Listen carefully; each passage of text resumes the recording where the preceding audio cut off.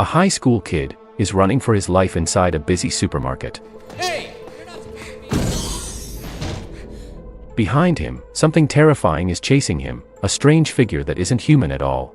It's a robot, hunting him for reasons he doesn't understand. The machine fires on him again and again, but somehow, every shot misses. By pure luck, he survives.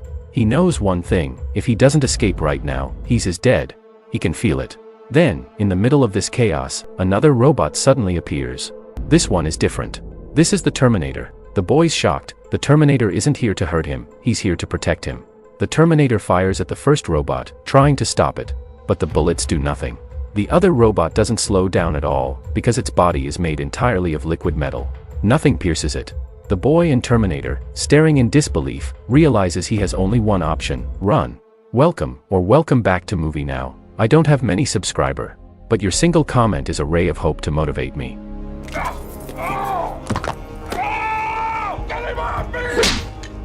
The movie begins with a terrifying vision of the future, the world ending in a massive nuclear explosion. Cities vanish in seconds, and more than 4.5 billion people are gone. The survivors are trapped in a desperate war against machines. The machines were created by a system called Skynet. At first, Skynet built robots to help humans with everyday tasks. But over time, these robots learned to think for themselves. And then, they turned against their creators. The war began. Among the survivors is one man who has become the machine's greatest enemy, John Connor. John leads the human resistance, destroying machines and saving lives. The machines know that as long as John lives, they can never win. So they come up with a plan: kill John before he grows up to lead the fight.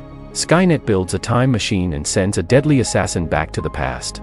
This assassin is the T-1000, a highly advanced killing machine that can take any shape and survive almost anything.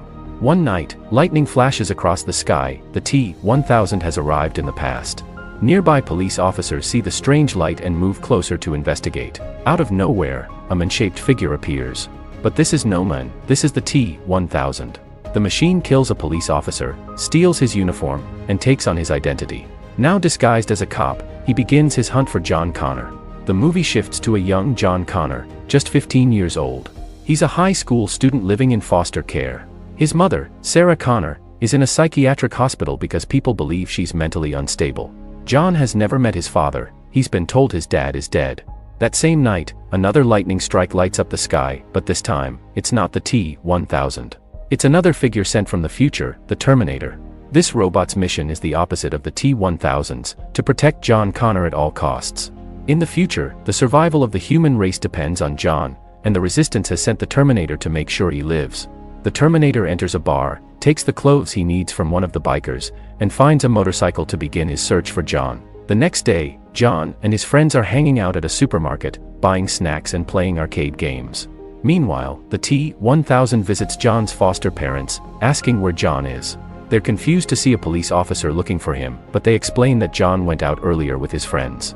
The T-1000 heads straight for the supermarket. Soon, he spots John, and John spots him. The moment their eyes meet, John senses danger. He runs. The T-1000 draws his gun and starts firing. The supermarket erupts in chaos. Shelves topple, glass shatters, and an explosion rocks the store. John knows if he doesn't get out now, he's done for. At that exact moment, the Terminator arrives. But instead of attacking John, he protects him, firing at the T-1000 to hold him back. But there's a problem. Every bullet the Terminator fires heals instantly. The T-1000's liquid metal body just reforms, as if nothing happened. John and the Terminator both realize they can't stop him here. John jumps onto his motorcycle and speeds off. The Terminator follows, also on a motorcycle. The T-1000 grabs a nearby car and barrels after them. What follows is an intense chase, engines roaring, tires screeching. But the Terminator and John manage to outsmart the T-1000, causing his car to crash. With the danger behind them for now, John finally demands answers. He asks the Terminator who he is and why he's protecting him. The Terminator explains the truth: he was sent from the future to keep John alive. The T-1000 was sent to kill him. The Terminator makes it clear, if John stays with him, he will survive. If he doesn't, he will die. Realizing how serious the situation is, John sticks with the Terminator from that moment on. Meanwhile, the T-1000, furious that his prey escaped, begins planning his next move. The movie then takes us straight to a mental hospital, where we see Sarah Connor being treated. This isn't just any patient, this is John Connor's real mother. She's been locked away because people think she's unstable, but deep down, Sarah feels something terrible is coming. She knows her son is in danger. That fear pushes her to make a bold choice. She's going to escape. During the day, Sarah secretly steals a key from one of the guards. Later, she uses it to slip out, running as fast as she can toward freedom. At the same time, John Connor tells the Terminator that they need to save his mother. Without wasting time, John takes him straight to the hospital. Just as Sarah is making her way out, she suddenly stumbles and falls, right in front of them. But when she looks up and sees the Terminator, her face fills with fear. She remembers him from the past, and she runs. John quickly steps in to calm her down, explaining that this Terminator isn't here to harm them, he's here to protect them. Now together again, Sarah, John, and the Terminator jump into a car and make their escape. Meanwhile, the deadly T-1000 is still on the hunt, tracking them day and night. After hours of searching, he discovers they've headed to Mexico, so he follows their trail without hesitation. During the journey, John and the Terminator start to bond. But because the Terminator is a machine, he doesn't understand human feelings. At one point, he notices John crying and asks how water comes out of his eyes. John explains that crying happens when people feel deep sadness or pain. Little by little, the two begin to understand each other, and form a strange but real friendship. John then opens up, telling the Terminator the truth about his life, how he never knew his father, how he grew up in foster care, and how his mother has been in a mental hospital because people think she's crazy. The movie then shifts focus to a man named Miles Dyson. He's the scientist who will one day create Skynet, the system that builds the machines which nearly wipe out humanity. Sarah knows this, and to her, Dyson is the reason the future turns into a nightmare. She decides she has to stop him before it's too late, even if that means killing him. One night, while John and the Terminator are asleep, Sarah slips away with a gun. She heads straight to Dyson's house, ready to pull the trigger. But when Dyson sees her, he's confused. He hasn't done anything wrong yet. Terrified, he begs her to spare him and promises to listen. Sarah then tells him the horrifying truth. The robots he's building will one day destroy the world, killing more than 4 million people. She demands that he stop all his work and burn down the company. Dyson, now shaken and afraid for his family, agrees to help. Soon, John and the Terminator arrive with a car, and together they head to Dyson's company to destroy all traces of Skynet. When they reach Dyson's office, he uses his password to open a secure case containing the keys to the robot technology. But before they can finish, the T-1000 bursts in, ready to kill. A massive gunfight erupts between the Terminator and the T-1000. Security guards panic and call the police, but before help can arrive, the battle grows even more intense. The Terminator fires again and again, but the T-1000 just regenerates, healing himself instantly.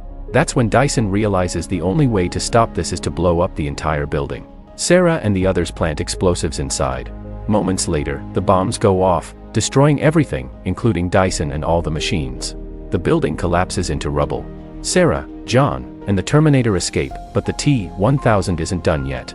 He chases them in a massive truck, trying to crush their car. The Terminator fires back, even climbing out the window while they're still speeding, but nothing slows the T-1000 down. The chase leads them into a huge factory filled with molten metal. Workers inside flee as the battle between the two machines begins. The fight is brutal. The T-1000 is stronger and can heal instantly, while the Terminator takes heavy damage.